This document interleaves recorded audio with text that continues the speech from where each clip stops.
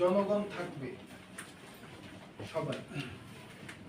তো আমি একটু তার আগে আপনাদেরকে জিজ্ঞেস করে নিই, আপনাদের আমাকে কিছু বলার আছে কিনা, আপনারা আমাকে বলতে পারেন যে কোনো। আমি আসলেই দুঃখিত এটার জন্য। নতুন করে আলাপের কিছু আর নাই। আমরা অনেকক্ষণ ধরে আপনি মুরব্বী সব আমাদের এখানে উপনীত হচ্ছে একটা সিদ্ধান্ত। আমাদের এখানে সংগঠন আছে 3টা উপস্থিত, একটা জাতীয় পার্টি, একটা জামাত ইসলামী, আর একটা বিএনপি। আমি বিএনপি।